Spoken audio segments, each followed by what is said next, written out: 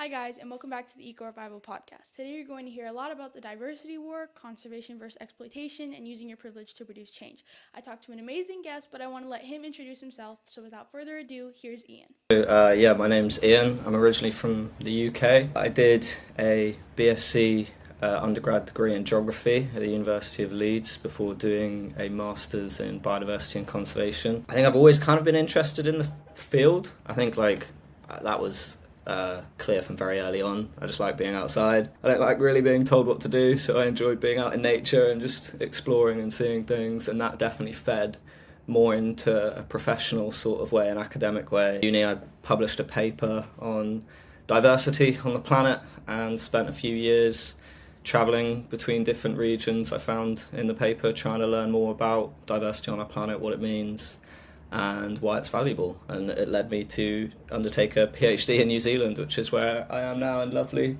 grey Auckland weather. Very classic New Zealand day today.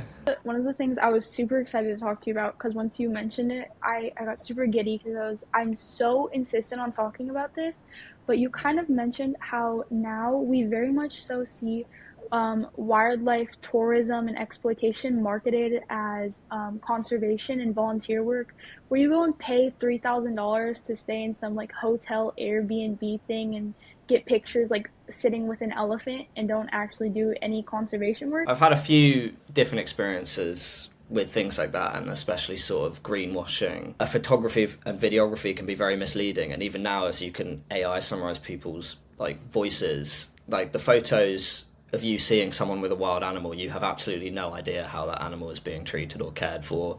You have no idea the context of the photo or anything behind it. Often this can lead to the species suffering through mishandling. Guests have a misunderstanding of what conservation actually is before, during and afterwards.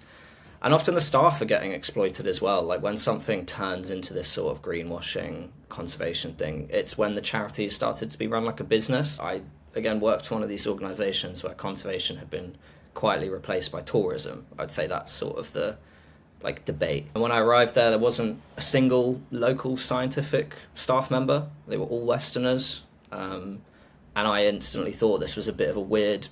This definitely wasn't what I was sold when I was given the job to run this place. I was told a number of things that became very clearly weren't necessarily true. I also thought it was quite weird that on our second day as staff we had like a hour-long presentation on what greenwashing was and specifically why our organisation wasn't greenwashing. And I thought it was very interesting that you have to defend that right from the front as one of the first things you show your staff. I thought it was very weird. In the time that we were there, we hired some local staff. It was great, some scientific coordinators. We started free swim lessons for local people. We ran conservation days with local schools. It was all going great. Staff record was excellent. Guest feedback was excellent. But it was never enough. And conservation charities slip into this. It's guest enjoyment above everything else. And it's what the high-paying visitors come to a place to see. I was even told to my face that scientific educators, who are the backbone of these organisations, were replaceable. They were expendable. And I was told that the only thing that really mattered was the guests' opinions, not conservation. But after certain threats to my life and blackmail attempts, I decided to leave that place because I was working in paradise, but I just couldn't be free and couldn't make the impact I really wanted to. And unfortunately, this organisation I don't think is particularly unique. Again, the problems vary widely, but they're often almost rooted in the same systems of colonialisation, globalisation, consumerism. And the answer every time is, for me, we need to bring local perspectives into global conservation, not necessarily global problems into local conservation. That's what my research is about, and that's ideally what the Ecotone project is about as well. That was very beautifully worded. I'm thrown off by how poetic that was. That really touched on a lot of stuff that's, my dad always says big ideas, small words. But with that, I want to hear more about what you want to do with Ecotone, where you see it going in the future, all of these things, what you want change to produce out of it. Yeah, well, you've caught me at perhaps stage one of a never-ending series of steps that I don't know will ever go. The project in general, I just want it to be an acceptance of the head start that people who look like me get in life. So I've often tried to talk about privilege with people who look like me and sound like me, and often it's not a conversation that people like to have. It's quite a difficult thing to look inwards and appreciate the head start that you had. I think it should be much easier for people to do, but a lot of people find it quite challenging. As a white, confident man, I can walk down streets in different places in the world and only think about my destination. And unfortunately, for a lot of people around the world, that's not how life works. I think after years of working on the edges of society, so working in these smaller communities, on the edge of big cities, on the edge of rainforests, I just slowly came to the realization that a lot of people are quite angry of our generation, essentially. Like, they're frustrated, they're angry, like the world we've been left, the views we've been told define our nations, the powerlessness we feel in the face of these horrific global atrocities that we didn't create and we can't change, or we think we can't change. This is where I want the Ecotone Project to exist in this space, because I think there is an opportunity for us to build something different and to pave a way for a new generation of policymakers, thinkers, and leaders who value diversity, difference, and shared power. I want the Ecotone Project to operate somewhere in that space, connecting these edges of societies together, connecting the problems faced at these edges with mainstream media and mainstream science and things like this. Just try and make a positive difference. Like, in my opinion, I don't think humanity's ever going to conquer pride. I just think that's not realistic, but you have to be the good you want to see in the world. And in an interconnected world, I think we can be and should be building communities where we previously couldn't. Across, like, me and you meeting, for example, would never have happened 30 years ago. So essentially, that's what Ecotone's trying to do. It's trying to take advantage of this community building possibility that can transcend all boundaries that have ever existed in humanity. So, fingers crossed. Definitely align with what you're saying about privilege. I grew up in a very urban city in the middle of Iowa, and they're not teaching any of it in schools. Everyone is very much the same. It's the $300 Lululemon leggings and the bleach blonde girls, and it's you all sound the same and look the same, and the slight difference is very much so pushed out. And none of them care about the environment or the impact they have on other humans, because not at a fault to them. I think we're all born in good. I don't think we're born in evil, but they're not being taught the way that they need to be taught, because their parents and the generation that came before them, they weren't taught it either. And so when we say that Gen Z or the younger kids are the people that are supposed to be, changing the world, I think it's important that we loop everyone in as well, because it's a lot of pressure to just look at us and tell us that we're supposed to do everything. I think if we can look back at the parents, look back at the older people, get them involved too, and say, hey, like, yeah, we need to do it, but you need to do it too. So bringing that, wokeness type thing people think about, and everyone says, oh, little kids are too woke. Let's use it responsibly and use our voices to actually bring the adults back into the conversation as well, because you can't expect to exempt that large of a number of the population out of it and have things change. That it simply doesn't work like that at all, and that's kind of what I want to do with the younger generation, my demographic. And I'm very much so with you on the beginning stages, because eco revival is very much so there as well. The first person I had on the podcast, Josh Allen, bless his heart, because I was on my personal account on TikTok. It was like my profile picture was like a cat bench pressing or something. And I saw his account. I had been following him for a while, and I commented on his live stream when he started it. And I was like, hey, I have this podcast. Do you want to do it? And he was like, DM me. So I did. And he decided to go on a podcast with 0 episodes for an Instagram account that I think I had 50 followers. And the fact that he made that step was very surprising and makes me question some things about him, because I had no episodes, pretty much 0 posts, pretty much 0 followers. And no, he came on the podcast, and it's Eco Revival was very much so in its beginning stages, but I hope to be able to create projects one day, and I like to go volunteer for other people, but I want to create something and say, hey, come help this. Like, I want to be head charge of it, and make sure we're actually having an impact and know where everything's going, know what's happening. And I really want to educate people as well. Like, that's what I love with the podcast. I love talking about important issues. Me and my friends, we're going to start doing more articles on the website and things like that. But it starts with like learning with myself, because I talk a lot about wanting to help others and teach others. I haven't I haven't learned everything. I can't expect to teach all of these people when I've barely taught myself. Well, which is why I like talking to people that have a bit more experience than me, because it helps me learn in a way that I can teach other people as well. But yeah, I think like involving everyone in it is just such a good thing to do. I think you worded it incredibly well. I agree.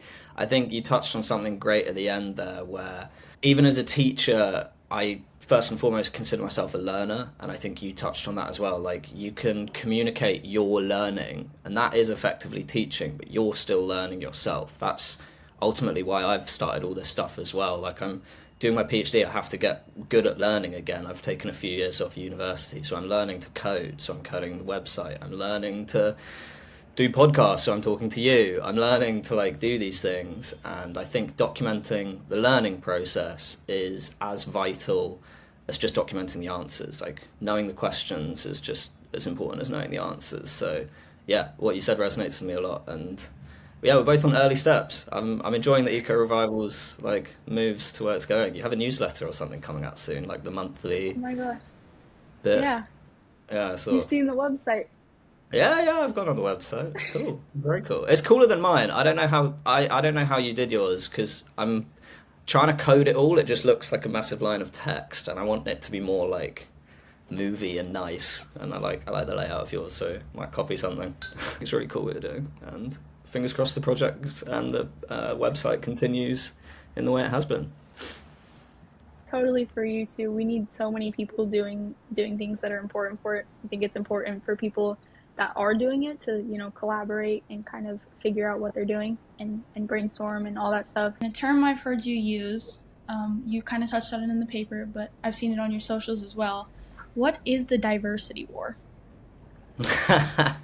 There's not necessarily a working definition. I consider the diversity war just this constant loss of difference that we're experiencing. So a lot of people are aware of the biodiversity loss we face. You hear quite often in different news articles about a species going extinct and things like this. And something I uncovered in my research is that global human languages are going extinct at the same rate. We're facing an extinction crisis of cultural diversity and biodiversity, where I think it's since the 1970s we've lost over 30% of both, and they're going at different rates, they're going declining in different places, but essentially there is very clearly a war on difference, a war on diversity, a war on the other, a war on people who don't look like how we think they should look, how they should talk, how we think. There's very clearly a push for homogeneity, everyone to look the same, think the same, speak the same, do the same.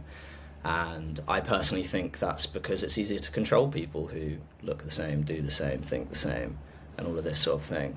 For me, the diversity war is one that I still think we can win. I still think there's enough people out there and enough beauty and difference that we can continue to build on that and connect these people in different areas of the planet. I noticed that there's a lot of language endangerment and even extinction in Central and Latin America, Eastern Australia, and the Western United States. And I also noticed that biodiversity hotspots kind of matched up with that. So do you think that's a correlation, or is it more of a causation? There's a lot of people who have tried to work out the answer for that, and to be honest, it varies a lot around the world. There are some places where these two things are definitely interwoven in causing each other. So, for example, near the equator, when you have lots of diverse resources, you have a lot of niches that need to be filled by different species, and the same kind of works for humans and culture. So if there's a lot of diverse resources, different communities can coexist in different spaces and don't necessarily need to speak the same language, or things like this. So back when humanity was more sort of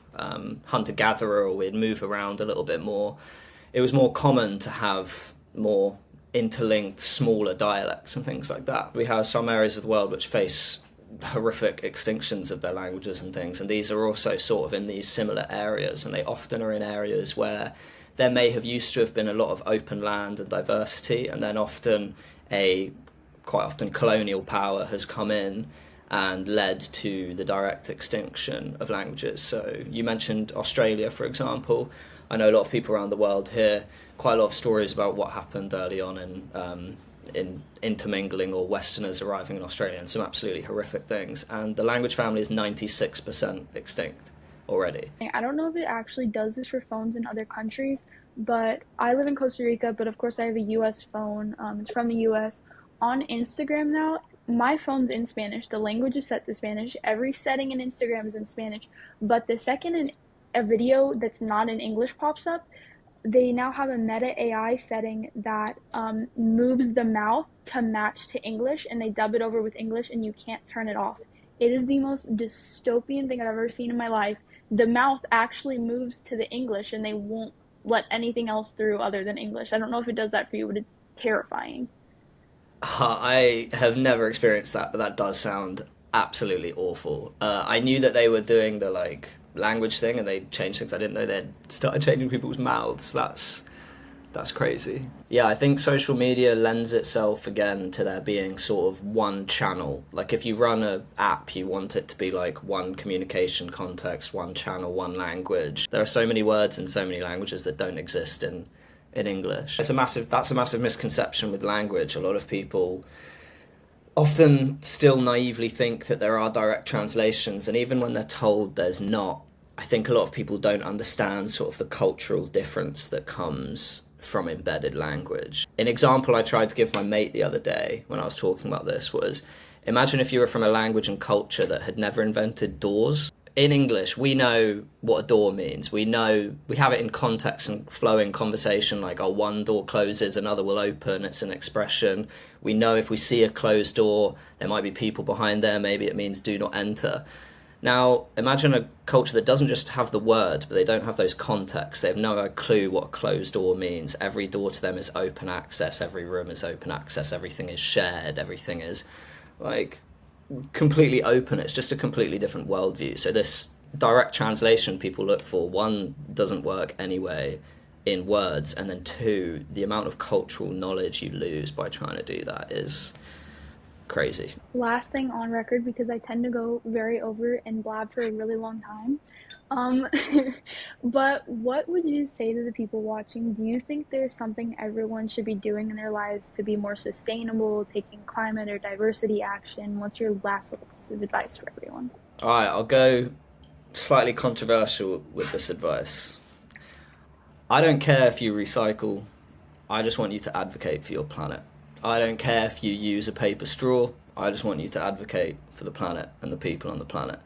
I like these tiny little change. I don't care if you walk to work once a week and you drive the other weeks. I want you to advocate for the people and the planet. These things make change. They make little change. They encourage societal change. They get things in conversations that we should be talking about, plastic, emissions and things.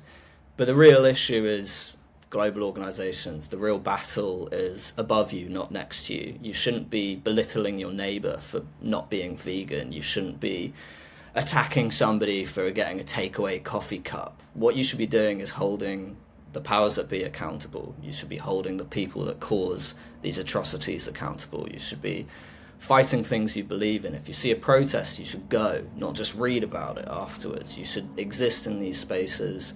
You should stand up for what you believe in, and you should advocate for the people and the planet.